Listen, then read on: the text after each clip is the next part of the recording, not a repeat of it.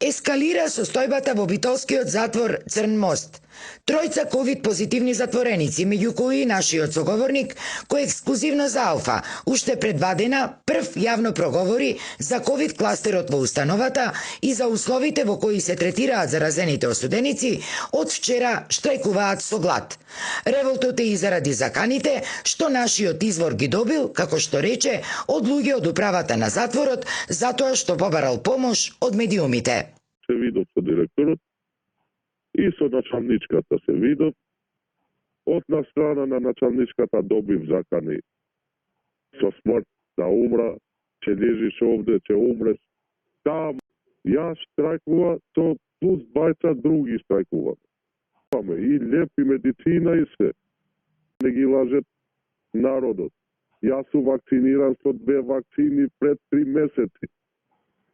Не е вистина дека сме одбиели вакцините. Му бара на Ахмети и на Мицковски да се изјасат за овој проблем што потхитно отиче пра самоубиство со 20 други луѓе до утре.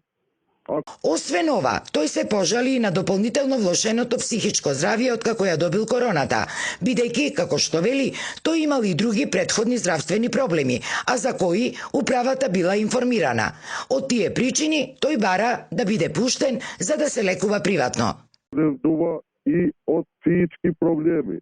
Директорот ги знае многу убаво.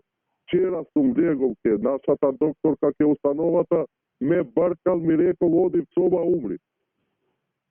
Значи не примит ни докторот од установата.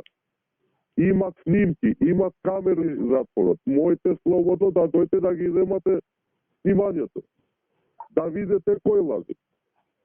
Наспроти овие обвинувања, директорот на битолскиот затвор пак Драган Каевски тврди дека осудениците, вклучително и овие кои се во штрајк, и понатаму ги имаат сите услови согласно здравствените упатства кои затворот ги добивал од Центарот за јавно здравје. Тој демантира дека началничката се однесувала некоректно кон осуденикот, а уште помалку дека му се заканувала и додава дека постоело оправдано сомнение дека овој човек ги манипулирал со единствена цел да излезе надвор пред истекот на пропишаната затворска казна.